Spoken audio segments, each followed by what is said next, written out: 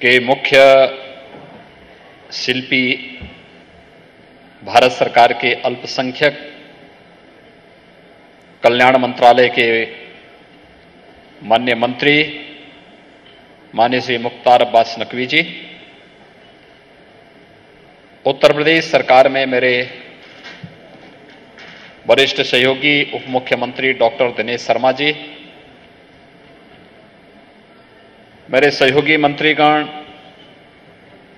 Shri Suresh Kumar Khanna ji, Shri Siddharthnath Singh ji, Shri Ashutosh Tandon ji, doctor Mahendra Singh ji, Shri Nandgopal Nandi ji, Shri Mohsin Raza जी, श्री बलदेव सिंह ओलख जी, Bharatiya Janata party के प्रदेश के कर्मठ और लोकप्रिय अध्यक्ष माननीय श्री स्वतंत्र देव सिंह जी, सचिव अल्पसंख्यक कार्य मंत्रालय भारत सरकार श्री पीके दास जी, अपर मुख्य सचिव उत्तर प्रदेश एमएसएमई और सूचना श्री नवनीत सहगल जी, श्री एसके देव बर्मन जी, आज के इस कार्यक्रम में उपस्थित अध्यक्ष खाद्य एवं ग्रामोद्योग आयोग श्री वीके सक्सेना जी, हमारे स्थानीय प्रशासन से जुड़े हुए सभी अधिकारीगण, देश के कोने कोने से यहां पर उपस्थित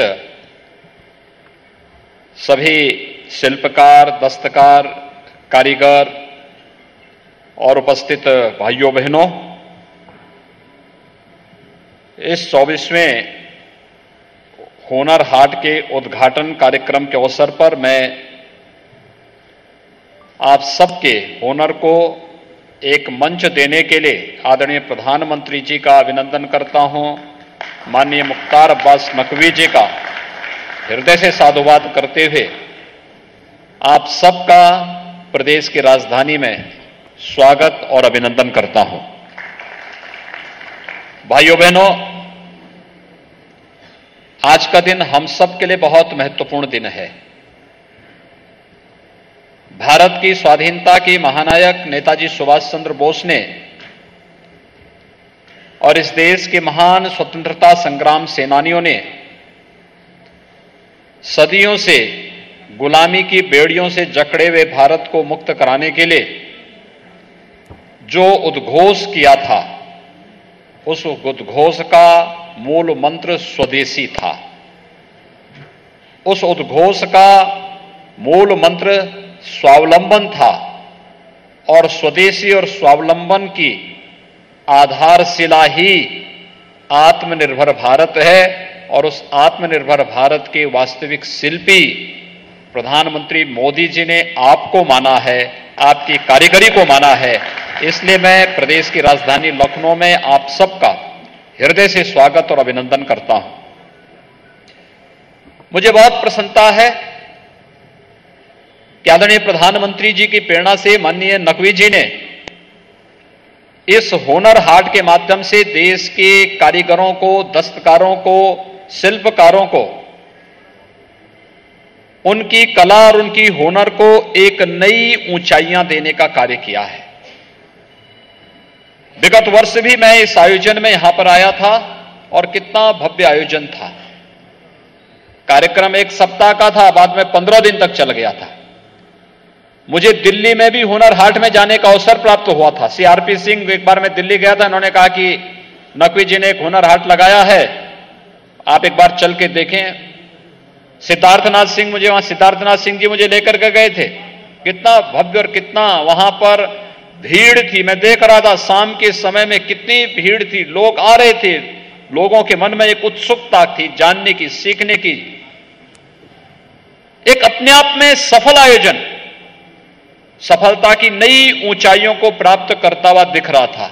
और वह एक आयोजन जो हमारे लिए वहां उस अवसर पर देखने को मिला है, पिछले कुछ समय से नकवी जी ने उसमें रुचि ली और उत्तर प्रदेश के अंदर भी देश के सभी दस्तकार, शिल्पकार, कारीगर आकर के अपने अपने हुनर का लोहा मनाने और नई पीढ़ी को इस मार्ग का अनुसरण करने, आत्मनिर्भर भारत की ओर अग्रसर करने के लिए जो प्रेरित कर रहे हैं, वो हम सबके लिए अभिनंदनीय है, स्वागत योग्य है।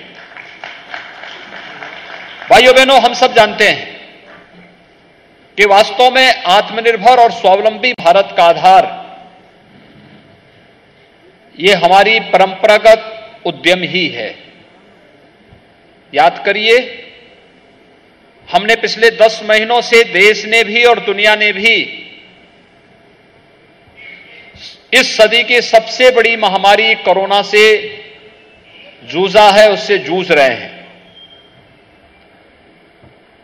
मार्च 2020 को याद करिए, जब अचानक सैनिटाइजर के दाम 100 ml सैनिटाइजर का दाम 600 रुपए तक पहुंच गया था। और उस समय हमारे उद्योगों ने, उत्तर प्रदेश के अंदर जितने भी हमारे डिस्टिलरी थी, हम लोगों ने इन सब से, चीनी मिलों से कहा कि भाई अपने डिस्टिलरी का उपयोग अब वहां पे किसी अन्य के लिए नहीं बल्कि इसका उपयोग सैनिटाइजर बनाने में करिए। और अगले 2 महीनों के दौरान इतना सैनिटाइजर बनाया गया कि उत्तर प्रदेश की आवश्यकता तो पूर्ति किया ही किया, देश के 27 राज्यों में सैनिटाइजर भेजने का कार्य उत्तर प्रदेश ने प्रधानमंत्री मोदी जी की प्रेरणा से किया था। याद करिए, जब कोरोना का संक्रमण बढ़ने लग गया और पीपी किट, लॉकडाउन हुआ, पीपी किट की डिमांड हुई, इस पीपी किट के लिए हमें चीन पे निर्भर रहना पड़ता था। और एक बार तो वहां से काफी बड़ी मात्रा में पीपी किट मंगाए गए। बाद में पता लगा कि पीपी किट अनुपयुक्त है, कोरोना के संक्रमण को रोकने में विफल है, घटिया किस्म का है, पैसा पूरा ले रहा है लेकिन क्वालिटी नहीं दे रहा है। तो उसे वापस करके फिर हम लोगों ने अपने स्थानीय कारीगरों को इसके लिए प्रेरित किया। और मैंने देखा कि देखते ही देखते उत्तर प्रदेश के अंदर भी और देश के अंदर भी पीपी किट का निर्माण होना प्रारंभ हुआ। और आज पीपी किट का न केवल हम प्रोडक्शन अपनी आवश्यकता के अनुरूप कर रहे हैं, बल्कि देश को भी और दुनिया को भी उसको देने का कार्य आज पीपी किट के माध्यम से को भी, N95 मास्क के लिए भी, ये सभी कार्य अब स्थानीय स्तर पर होते हुए दिखाई दे रहे हैं। आखिर ये काम पहले भी हो सकता था। मैं जब उत्तर प्रदेश की बात करता हूं, इस बार मैं हुनर हाट का विशेष रूप से अभिनंदन करूंगा और माननीय नकवी जी को इस बात के लिए विशेष रूप से धन्यवाद दूंगा। इस बार का ये हुनर हाट इसलिए भी महत्वपूर्ण है क्योंकि इस बार इसमें सहयोगी बनने का कार्य श्री सिद्धार्थनाथ सिंह जी ने वन डिस्ट्रिक्ट वन प्रोडक्ट को भी इसके साथ जोड़ने का कार्य किया है। ये एक जनपद एक उत्पाद की जो हमारी अभिनव योजना है, ये इसलिए भी महत्वपूर्ण है क्योंकि ये परंपरागत उद्यम को प्रोत्साहित करती है और दोनों मिलकर के इस कार्यक्रम को आगे बढ़ाएंगे। हम आत्मनिर्भर भारत के प्रधानमंत्री मोदी जी के संकल्पों को पूरा करेंगे और इस पर जो कार्य 2018 से उत्तर प्रदेश के अंदर प्रारंभ हुआ है उसके बहुत अच्छे परिणाम आए। इसने उत्तर प्रदेश के एक्सपोर्ट की क्षमता को बढ़ाया है। उत्तर प्रदेश जैसा राज्य भी अपनी परंपरागत उद्यम को दुनिया के देशों में पहुंचाने के लिए उसको निर्यात कर सकता हो, ये संभावनाएं तराशने का कार्य भी वन डिस्ट्रिक्ट वन प्रोडक्ट की हमारी अभिनव योजना ने देश और दुनिया को दिया है। और आज देखते ही देखते, चाहे वह चिकनकारी लखनऊ की हो, भदोई की कालीन हो, वाराणसी के सिल्क का उद्योग का हो, चाहे वह गोरखपुर का टेराकोटा हो, चाहे वह फिरोजाबाद का ग्लास का उद्योग हो, चाहे वह मुरादाबाद में पीतल का उद्योग हो, चाहे वह अलीगढ़ का हार्डवेयर का हो, कन्नौज का इत्र हो, आगरा और कानपुर का लेदर की कारीगरी हो, ये जितने भी हैं प्रदेश के अंदर हर जनपद में किसी न किसी जनपद में किसी न किसी एक विशिष्ट उत्पाद के लिए उस जनपद ने अपनी पहचान बनाई है। आखिर इस पहचान को और उससे जुड़े हुए कारीगरों को भी तो मंच मिलना चाहिए था। यह काम पहले भी हो सकता था। हमारे पूर्वज इस मामले में बड़े दूरदर्शी थे। मुझे याद है जब उत्तर प्रदेश की मैं बात करता हूं तो उत्तर प्रदेश 1947 में जब ये देश आजाद हुआ था तब प्रति व्यक्ति आय उत्तर प्रदेश की देश की प्रति व्यक्ति आय के बराबर थी। लेकिन फिर एक साजिश के तहत उत्तर प्रदेश के परंपरागत उद्यम को हतोत्साहित किया गया, उन्हें प्लान करने के लिए मजबूर किया गया, उनके लिए मार्केट नहीं दी गई, उनको नई डिजाइन और नई टेक्नोलॉजी के साथ जोड़ने का कार्य नहीं किया गया, उनकी उत्पाद को राष्ट्रीय और अंतर्राष्ट्रीय मंच पर ले जाने के लिए प्रोत्साहन की जो आवश्यकता होनी चाहिए थी, उसके लिए जब उस प्रकार का मंच नहीं दिया गया, उसका परिणाम था उत्तर प्रदेश पिछड़ता गया। एक समय ऐसा भी आया जब देश की प्रति व्यक्ति आय 1,20,000 हो गई थी, उत्तर प्रदेश की प्रति व्यक्ति आय मात्र 43,000 थी। और पिछले 3 वर्ष के अंदर उत्तर प्रदेश ने फिर एक लंबी जंप ली है। आज उत्तर प्रदेश की प्रति व्यक्ति आय 43,000 से बढ़कर के 70,000 क्रॉस कर रही है। लेकिन साथ ही साथ देश की प्रति व्यक्ति आय भी बढ़ी है। लेकिन अभी हमें एक लंबा फासला तय करना है, और इस फासले को तय करने में जो सबसे बड़ी निर्णायक भूमिका अदा की है वह 1 डिस्ट्रिक्ट 1 प्रोडक्ट की, यानी एक जनपद एक उत्पाद की इस अभिनव योजना ने की है। प्रधानमंत्री मोदी जी एक बात कहते हैं कि हुनर हाट हो या एक जनपद एक उत्पाद की योजना, एक परंपरागत उद्यम को आगे बढ़ाने, आत्मनिर्भर भारत के लक्ष्य को प्राप्त करने का माध्यम भी है और रोजगार सृजन का भी एक माध्यम है। दोनों अपने नौजवानों को रोजगार के साथ जोड़ने, अपने कारीगरों को रोजगार के साथ जोड़ने, अपने शिल्पकारों को, दस्तकारों को रोजगार के साथ जोड़ने और उनकी कारीगरी को मंच देकर के जब हम आगे बढ़ते हैं तो आत्मनिर्भर भारत के लक्ष्य को भी प्राप्त करता है। एक साथ दोनों लक्ष्यों को साधता हुआ अभियान एक बार नई ऊंचाइयों को छू रहा है। और निश्चित ही नकवी जी आपके नेतृत्व में अल्पसंख्यक कार्य मंत्रालय भारत सरकार ने तो बहुत अद्भुत काम किया है।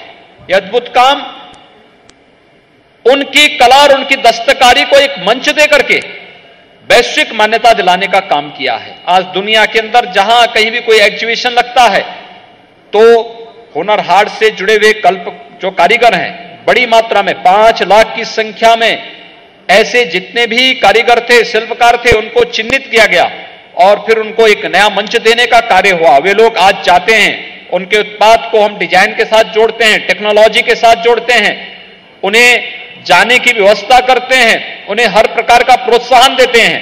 और ये प्रोत्साहन इनकी बड़ी ताकत होती है और जब इनके चेहरे पर खुशहाली होती है, जब इनकी ताकत बनती है प्रोत्साहन, तो ये ताकत वास्तव में देश की ताकत बनती है और आत्मनिर्भर भारत की परिकल्पना को साकार ये ताकत करती है। उस आत्मनिर्भर भारत की परिकल्पना को साकार करने के लिए ही आज हम सबको एक नए अभियान के साथ आगे बढ़ना है। हमने आत्मनिर्भर भारत की प्रधानमंत्री मोदी जी की इस संकल्पना को कोरोना कालखंड में देखा है। अब याद करिए, अगर पहले की तरह भारत होता तो यह देश कोरोना वैक्सीन के लिए भटक रहा होता।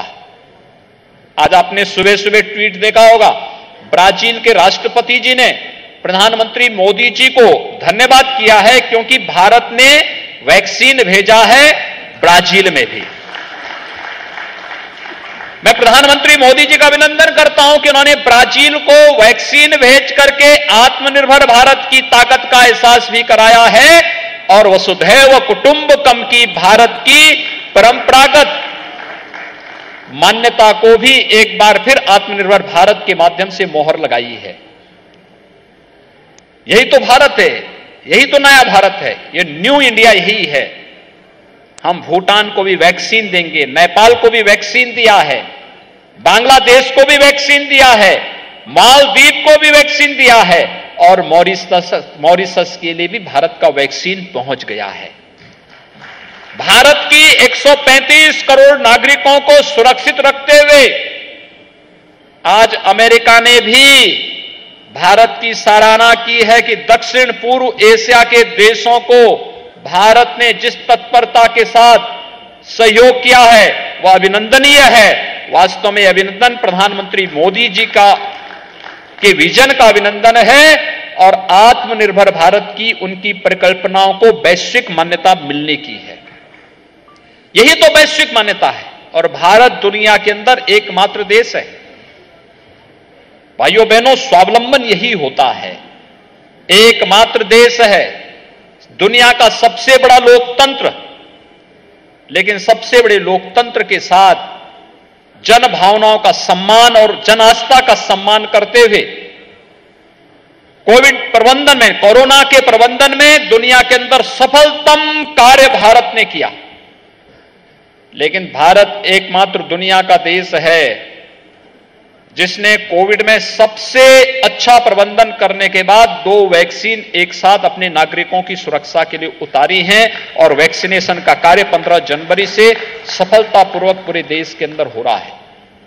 यही तो आत्मनिर्भर भारत है। आत्मनिर्भर भारत अपने लोगों की अपेक्षा और आकांक्षाओं की पूर्ति करने के साथ साथ वैश्विक मंच पर भी भारत की धमक को मजबूती के साथ स्थापित करना है। यही तो भारत है। और उस भारत की आत्मनिर्भर भारत की इस परिकल्पना के लिए जो कदम प्रधानमंत्री मोदी जी के नेतृत्व में आज भारत सरकार ने उठाए हैं, आज दुनिया उसकी सराहना कर रही है। दुनिया भारत के पीछे आज खड़ा होकर के हर प्रकार से भारत को सहयोग कर रहा है, समर्थन कर रहा है और दुनिया के अंदर सबसे अच्छी वैक्सीन भारत की मानी जा रही है। याद करिए, भारत जो 2 वैक्सीन लेकर के आया है, इसके दाम कितने हैं? 200 रुपये एक वैक्सीन का। दुनिया के अंदर जो वैक्सीन आया है उसके दाम कितना है मालूम है आपको? 5000 रुपया। भारत का वैक्सीन सबसे प्रभावी है।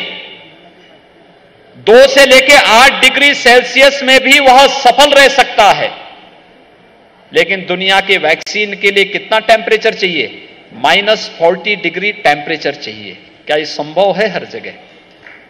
यानी सफलता की कहानी किस रूप में भारत लिख रहा है, यह आज हम सबके सामने है। और इसलिए भाइयों बहनों, इस हुनर हाट की ताकत को हम लोगों को भी एहसास करना चाहिए। एक जनपद एक उत्पाद की ताकत को हमें एहसास करना चाहिए। हम जाते हैं, आपने इस बार देखा होगा, होली का आयोजन आने वाला है, लेकिन होली के समय लॉकडाउन हो गया। तो लॉकडाउन प्रारंभ होने जा रहा था, कोरोना पहुंच चुका था, बहुत सार्वजनिक कार्यक्रम नहीं हो पाए थे।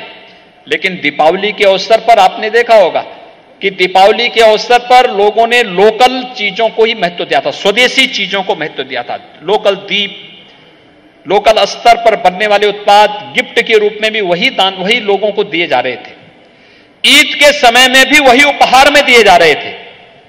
यानी स्वदेशी चीजों को हम जितना प्रोत्साहित कर पाएंगे, और अगर हमें किसी को गिफ्ट देना ही है और स्वदेशी वस्तुओं को गिफ्ट के रूप में उपलब्ध करा रहे हैं, तो वह इन सभी दस्तकारों को, कारीगरों को, हस्तशिल्पियों को प्रोत्साहन देता है और भारत के उत्पाद को वैश्विक मान्यता भी प्रदान करने का कार्य करता है।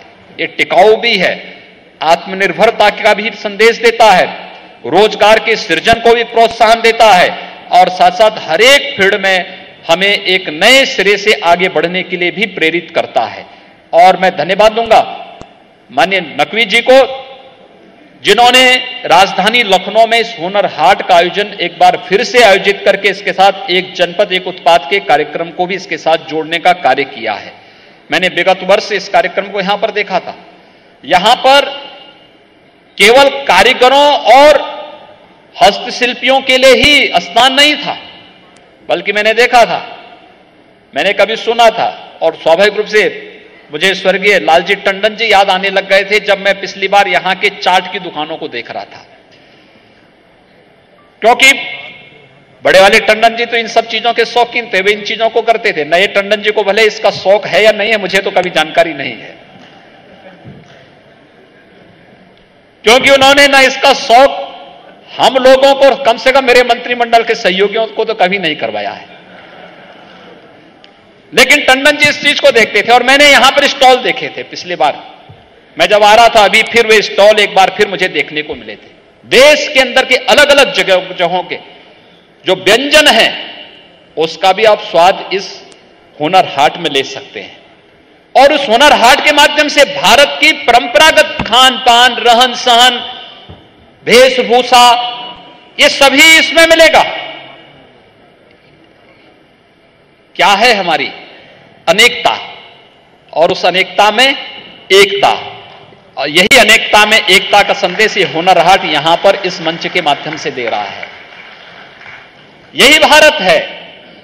यहां पे रहन सहन, खान पान, वेशभूषा सब कुछ अलग अलग होगा, लेकिन इस सब के बावजूद हमारी भाव और भंगिमा भारत के प्रति, भारतीयता के प्रति, आत्मनिर्भर भारत के प्रति एक होगी और अनेकता में एकता का यह भाव ही हमें वसुधैव कुटुंबकम के मार्ग पर चलने के लिए प्रेरित करता है।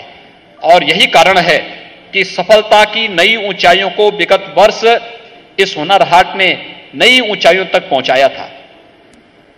अभी दीपावली के 2-3 दिन पहले